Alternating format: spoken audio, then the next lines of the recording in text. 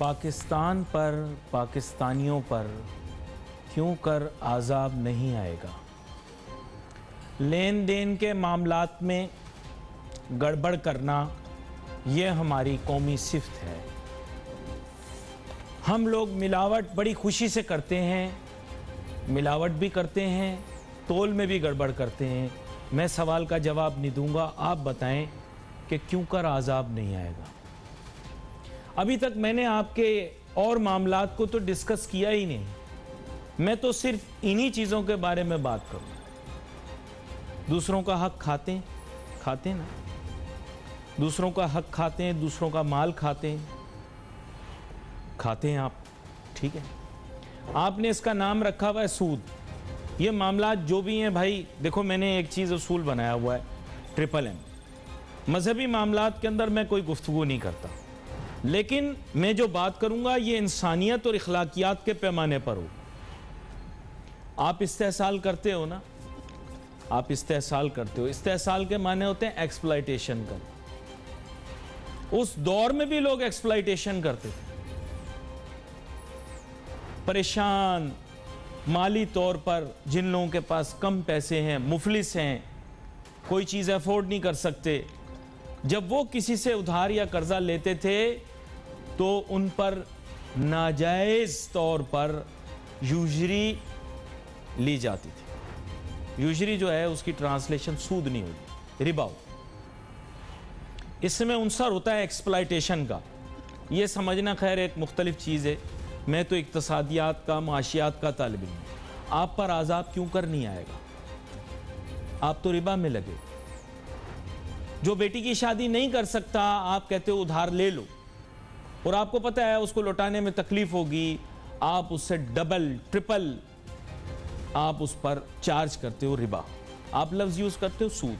सूद नहीं, excuse me, sorry.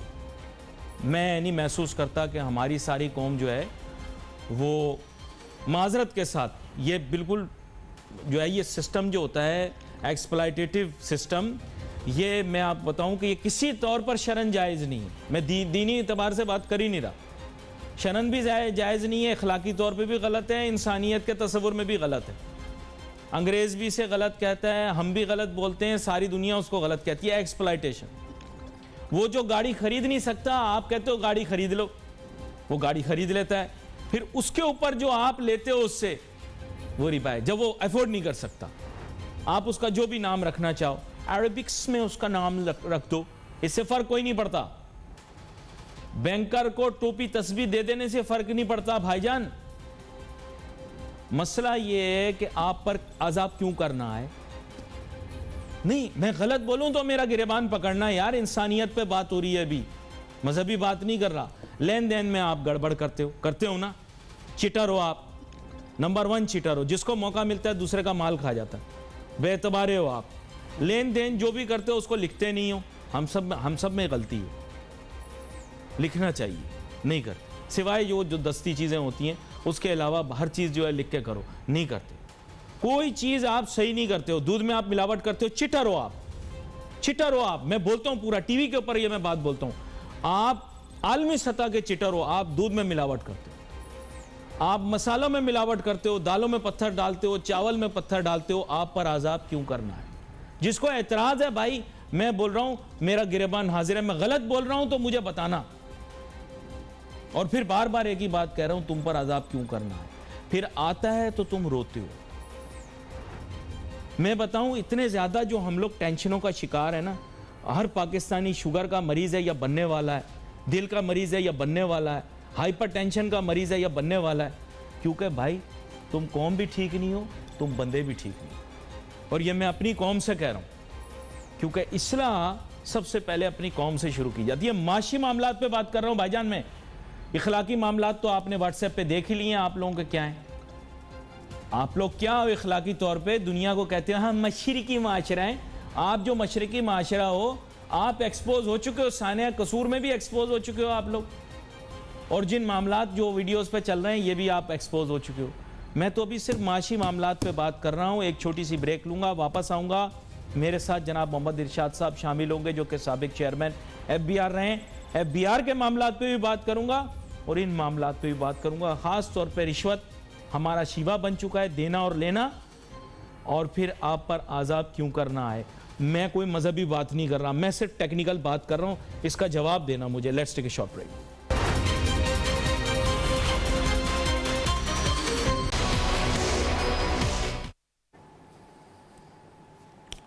नाजरीन welcome back.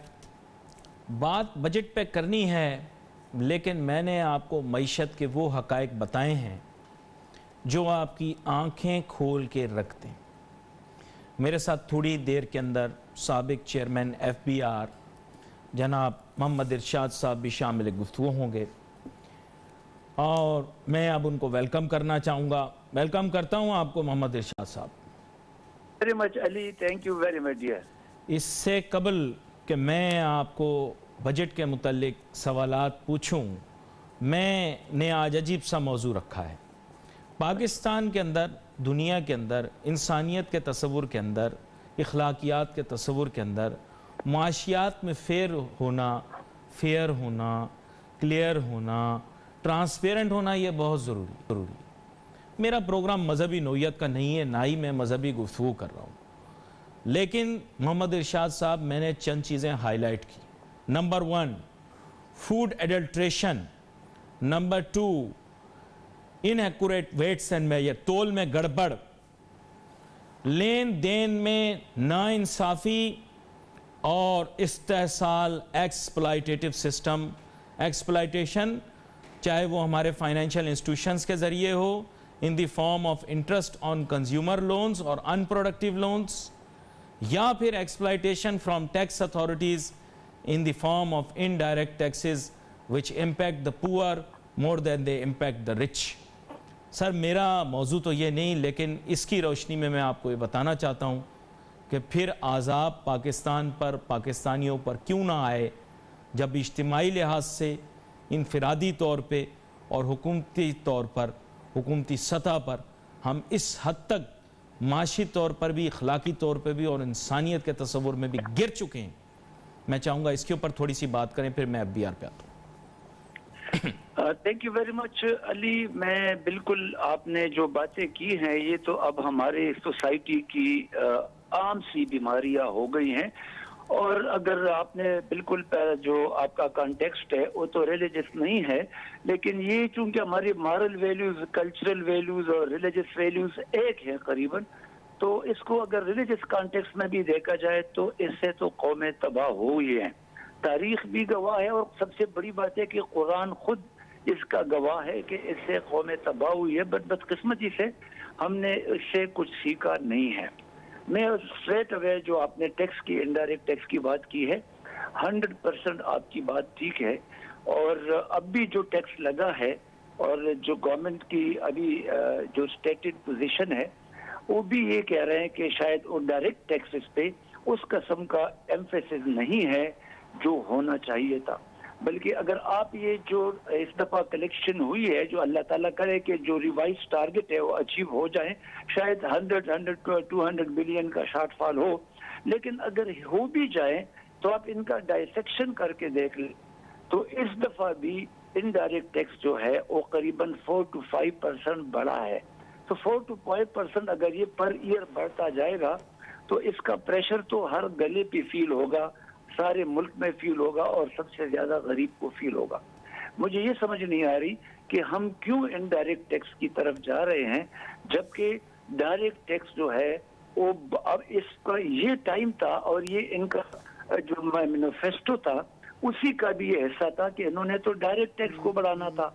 ये अब भी इनडायरेक्ट टैक्स की तरफ जा रहे हैं। तो मैं बिल्कुल, मेरे और आपका इसी सब्जेक्ट पे पॉइंट ऑफ व्यू एक है, और हम उसी माशरती बुराइयों की तरफ कौम को धकेल रहे हैं, कौमी पॉलिसियों की तरफ, जब हम इनडायरेक्ट टैक्स को बढ़ा रहे हैं। अब चूंकि आपने इस पस मंजर में बात की है, तो इकोनॉमिक और financial exploitation leads to disaster. I am sure it will lead to disaster in this world. I cannot say the same because I don't have so much knowledge of what will happen to those who are the perpetrators of such financial crime in the hereafter. लेकिन sir, झूठ, miss statement of facts, ये भी एक बहुत बड़ा इखलाकी जुर्म है। आपके ख्याल से स्टेटिस्टिक्स के अंदर ये जो हमारे मुल्क के अंदर झोल झाल होती है और झूठ बोला जाता है on a very large scale, इसको किस तरह से कर्टेल किया जाए, इसके बारे में भी हमें बताएं। देखिए, ये तो बात आपकी बिल्कुल सही है, चूंकि अभी जो स्टेटिस्टिक्स इन्होंने दी है ये तो अपोजिशन ने भी इनको कंटेस्ट किया है, और इंटरनेशनल जो बॉडीज है, मूडीज है या वर्ल्ड बैंक है या even Asian development bank, even IMF itself जो कि इसमें पार्टनर है, वो भी इनसे एग्री नहीं कर रहा। लेकिन राइट नाउ अली, मेरे साथ कोई ऐसा स्टेटिस्टिक्स या लॉजिक नहीं है कि मैं उनके साथ डिसएग्री करूं, एंड टाइम विल टेल। और हमें ना एक strict code of conduct assembly के लिए भी और कैबिनेट के लिए भी बनाना होगा, क्योंकि अब तो हम बड़े लेवल पे शायद झूठ बोलना शुरू हो गए हैं एक कौम की हैसियत से। तो जब तक मुहासबा नहीं होगा और पूछगछ नहीं होगी, तो जिसने भी टीवी पे आकर जो तबलीग करनी या जो तकरीर झाड़नी है झाड़ के चला जाएगा।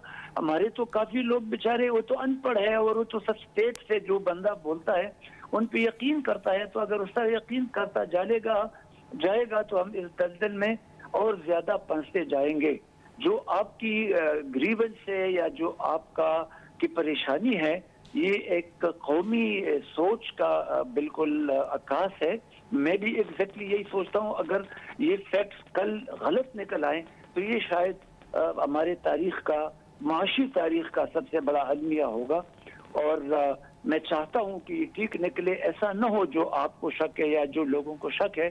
तो ये तो फिर मेरे ख्याल में स्टेट के किसी बंदे पे या किसी मशीनरी पे कौम का एतमाद नहीं रहेगा, और अगर इंस्टीट्यूशन पे एतमाद उठ जाए तो फिर कौम को सरवाइव करना मुश्किल हो जाता है। चलें, इससे कबल के हम FBR की जानिब जाएं, मैं अपने नाजरीन को, पाकिस्तानियों को, सबको ये बताना चाहता हूँ कि देखो, मैंने सिर्फ एक सवाल पूछा था आपके अमाल सामने रख के कि आपने जो फाइनेंशियल इकोनॉमिक क्राइम्स कर रहे हो कलेक्टिवली, आप पर अजाब आना चाहिए या नहीं आना चाहिए। अब इसका जवाब आप लोगों को मिल चुका है, इसलिए कोशिश करो कि दुआएं करो, क्योंकि मामलात बहुत आगे बढ़ गए हैं। मेरा काम बताने का था, पता नहीं I am a harbinger of bad news. Doctor Mohammad Irshad sahab, अब मैं ज़रा FBR की तरफ आता हूँ। Not bad news but tell you the truth. I am trying to tell the truth to the people of this country that collectively we have committed such economic and financial crimes. Something really bad is about to happen to us. खैर, FBR पे मैं आता हूँ, और मोहम्मद इरशाद साहब, अब मसला कुछ ऐसा है कि you have been given, मतलब FBR, your past institution has been given a very tall target. Do you think they'll be able to achieve it? No, I don't think it's very difficult. देखिए, impossible तो दुनिया में कोई चीज नहीं होती, लेकिन मैं जो गिवन सर्कमस्टांसेस है इसमें तो ये मुझे बड़ा डिफिकल्ट लग रहा है। देखिए, अगर 4.7 अचीव भी हो जाता है जो इस साल, और जो हम बड़ा इसको ड्रम अप भी कर रहे हैं, तो आप जरा इसको एनालाइज करें। आपका अराउंड 11% डबल डिजिट इन्फ्लेशन है, और गवर्नमेंट क्लेम कर रही है कि हमारा 4% हमारा GDP ग्रोथ भी होगा इस साल। तो 14% तो स्ट्रेट अवे ये ग्रोथ होना चाहिए। तो मुझे नहीं लगता कि, और अगर आप एडमिनिस्ट्रेटिव भी डाल दे तो अराउंड 14-15 तो नॉर्मल होना चाहिए, जिसका एवरेज जो अभी तक बता रहे हैं उसमें जो 700 बिलियन का टैक्स लगा था लास्ट ईयर बजट में, वो कहीं अपीयर नहीं हो रहा। यानी अगर आप इन्फ्लेशन को और GDP को निकाल दें तो ये तो टोटल 700 सिर्फ वही बनता है जो उन्होंने नेक्स्ट टाइम लगाया था। तो अगर इसी पैरामीटर को हम अडॉप्ट करें, और इसी साल इन्होंने कोई टैक्स लगाया नहीं है, जो कि शायद ठीक नहीं है, इसलिए कि जो एग्जाम्पशन विड्रॉ कर रहे हैं, तो एग्जाम्पशन क्या है? अगर आपने एग्जाम्पशन विड्रॉ कर लिया तो इसका मतलब है वो फूड आइटम या जो भी आइटम्स थे जिन पे एग्जाम्पशन थी, तो विड्रॉल के बाद वो उसी रेट से टैक्स हो गए ना, स्टैंडर्ड रेट से टैक्स हो गए, जो कि अराउंड 300 बिलियन बन रहा है। तो इन स्पेसिफिक्स के ऊपर बात करते हैं। एक छोटी सी ब्रेक लेनी है मैंने, ब्रेक के बाद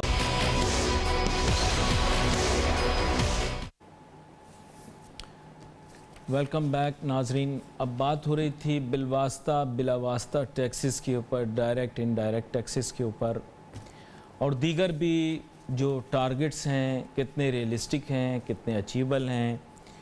और मोहम्मद इरशाद साहब, साबिक चेयरमैन FBR, हमें एक्सप्लेन कर रहे थे कि दरअसल ये टारगेट्स शायद अचीव न किए जा सकते हों। इनफैक्ट प्रीवियस टारगेट्स को भी उन्होंने इंटरप्रेट करके बताया, करंट को भी इंटरप्रेट करके बताया in the light of inflation और जीडीपी ग्रोथ। मोहम्मद इरशाद साहब, ज़रा सा आगे चलते हैं। मुझे पता है आपने अपनी बात को मुकम्मल करना है, लेकिन चंद चीज़ें हैं जिसके ऊपर मैं चाहता हूं कि आप वजाहत ज़रूर दें। देखें, फाइनेंस बिल एक बाकायदा दस्तावेज़ है, यही बजट को दरअसल अपनी शक्ल देगा। इसको एक बड़ी इम्पोर्टेंस दी जाती है। आप लोगों के FBR के भी जो मामलात होते हैं वो काफ़ी हद तक फाइनेंस बिल के अंदर बताए जाते हैं। मैं आपसे ये जानना चाह रहा हूँ सर कि ये इस्लाहात यानी FBR रिफॉर्म्स के बारे में कितना काम हुआ है, क्योंकि शोर बहुत मचाया गया कि जनाब FBR के अंदर अब ऐसे रिफॉर्म कर दिए गए हैं कि पब्लिक कांटेक्ट कम हो जाएगा और FBR के ऑफिसर्स अब बिजनेसमैनों को तंग नहीं कर सकेंगे। लेकिन मैं चाहूँगा कि आप इसके बारे में थोड़ी सी अपनी तफसील दें। देखिए अली, मैं ये बात जो रिफॉर्म्स वाली है ये तो हम शायद 3 सालों से सुन रहे हैं, और बल्कि जब मैं FBR में था भी तो एक टैक्स रिफॉर्म कमीशन बना था और काफ़ी हद तक उस पर काम हुआ था, लेकिन शायद उनको इन्होंने ऑनर नहीं किया और एक नई बिगिनिंग का इन्होंने अहद किया और उस तरफ चल पड़े। लेकिन आज तक मैं ऑनेस्टली अगर आपके साथ शेयर करूं तो मुझे तो कोई अल्फ़ाबेटिक्स के चेंज के अलावा मुझे तो कोई FBR में चेंज नज़र नहीं आया। देखिए, जो इतना बड़ा टारगेट इन्होंने अचीव किया है, फिक्स किया है, और साथ ये भी कह रहे हैं कि ये नॉन टैक्स बजट है, तो भाई आपकी तो सारी डिपेंडेंस जो है वो टैक्स मशीनरी पे होगी। तो टैक्स मशीनरी तो आपकी उसमें वो तो टूथलेस है, वो तो बिल्कुल रैग टैक्स सिचुएशन में है। उनमें न आपने कोई इन्वेस्टमेंट की है, न आपने कोई वैल्यू ऐड की है, न कोई उसमें टेक्नोलॉजी ऐड की है, न उसमें कोई स्ट्रक्चरल या फंक्शनल चेंज आपने किया। तो आप उन पे इतना रिलायंस कर क्यों कर रहे हैं? ये इतना मैजिक जो है ये FBR कैसे करेगा? मेरे लिए it's very difficult to understand, क्योंकि इन्होंने कहा कि हम ब्रॉडनिंग करेंगे और ब्रॉडनिंग के लिए उन्होंने एक लीगल चेंज तो किया, चलो उसको एक पॉलिसी इनिशिएटिव बंदा कह सकता है, लेकिन वो भी कंट्रोवर्शियल है। मुझे लगता है कि शायद उसको पास करने में शायद डिफिकल्टी होगी, लेकिन जो एक्चुअल डिपेंडेंस ब्रॉडनिंग के लिए होनी थी वो तो टैक्स मशीनरी का ओवरऑल होना था। उसमें कोई पेशरफ्त नहीं हुई है, कोई पॉलिसी मुझे ऐसी नज़र नहीं आ रही कि उस तरफ इन्होंने कोई कदम बढ़ाया हो। बस अल्लाह ताला ही करेगा और इन्हीं से काम चलेगा। मैं इन्हीं बेसिस पे तो कह रहा हूँ कि बड़ा मुश्किल होगा। इनको चाहिए कि FBR में इन्वेस्टमेंट करे, उनकी ट्रेनिंग करे, उनको एथिक्स पढ़ाए, उनको पब्लिक डीलिंग सिखाए। लोग इतना शिकायत हमसे कर क्यों रहे? और अगर हमने आउटसोर्स करना है तो इतने बड़े ऑडिट स्ट्रक्चर को फिर आपने रखना क्यों है? आप ये वैल्यू अपने लोगों में ऐड क्यों नहीं कर रहे? आप इनको इंटरनेशनल एक्सपोजर दे दे। ये आपका एसेट है, ये स्टेट मशीनरी का एक सबसे इंपॉर्टेंट कंपोनेंट है। आपने उसको रद्दी में डाला हुआ है और जो रद्दी है उसको आपने इम्पोर्टेंस बनाना हुआ है, तो फिर आपको यही मिलेगा जो मिल रहा है। But I am sorry to say Ali, आपका बिल्कुल सही आप बात कर रहे हैं कि अभी तक मुझे रिफॉर्म्स पे कोई पेशरफ्त नजर नहीं। मैं इंटरनल चीज़ों को तो नहीं जानता, लेकिन जो मैं समझता हूँ और जो देखता हूँ उससे मुझे कोई उम्मीद अभी नजर नहीं आ रही। अच्छा, मैं अब आपके सामने जाहिर बात है FBR की भी बात कर रहे हैं, थोड़ी सी इकोनॉमिक्स के बारे में भी बात करते हैं, थोड़ी गवर्नमेंट की इकोनॉमिक परफॉर्मेंस के बारे में भी बात करते हैं, उसको जोड़ लेते हैं। बात कुछ ऐसी है कि बिफोर कमिंग इनटू गवर्नमेंट मैंने ये देखा कि पाकिस्तान तहरीक इंसाफ के जो पढ़े लिखे लोग थे, इट सीम्ड एज इफ़ कि उनके पास हर मसले का सलूशन है। मुझे याद आ गया कॉलेज के अंदर कुछ लड़के जो मोहब्बत में मुब्तला हो जाते थे लड़कियों के, तो वो लड़की को पटाने के लिए, मनाने के लिए उसे कहते थे मैं तुम्हारे लिए आसमान से तारे भी तोड़ कर ले आऊँगा। और वो यकीन करें इस खुलूस नीयत से वो कहते थे, इस जज्बे से कहते थे कि लड़की को भी यकीन आ जाता था। तो हमारी कौम के साथ भी कुछ ऐसा हुआ कि कुछ आशिक मिजाज लोगों ने हमें इस तरह से लपेटा है कि we actually started imagining and building castles in the sky. तो वो फिर बड़ा बुरा लग रहा है अब जब हमारे ख्वाब टूट रहे हैं। क्या आपका भी ख्वाब टूटा? देखिए अली, मैं जो पिछले 3 साल गवर्नमेंट के गुजरे हैं, ऑब्वियसली वो तो काफ़ी डिप्रेसिंग थे और इकोनॉमी का जो हाल था, यहाँ तक कि शायद तारीख में हम पहली दफ़ा नेगेटिव में चले गए थे और जॉबलेसनेस भी हो रही थी और इन्फ्लेशन का और एक्सचेंज रेट का आपको पता है, हम एक दलदल में फंसे हुए। अभी थोड़ा-सा होप हमें नज़र आया है इसी साल, लेकिन इसी होप को, आई होप कि ये कोई ऐसी चीज़ों पे बेस्ड ना हो जिससे हमें अल्टीमेटली ये एक बबल ही साबित हो। अगर ये वाकई परमानेंट ग्राउंड्स पे है, क्योंकि देखिए हम ये कह रहे हैं कि हमारा जो करंट अकाउंट है वो सरप्लस में हुआ है और पता नहीं कितने सालों से डेफिसिट में जा रहा था। बात तो ठीक है, लेकिन आप देखें, अगर आप पिछले महीने का मई का और अप्रैल का देखें तो वर्चुअली हम तो ट्रेड डेफिसिट में जा रहे हैं। अगर आप उनमें से ये जो रेमिटेंसेस वाला कंपोनेंट निकाल दें तो हम तो इवन ट्रेड जो हमें जो करंट अकाउंट सरप्लस था वो भी शायद सरप्लस नहीं रहेगा।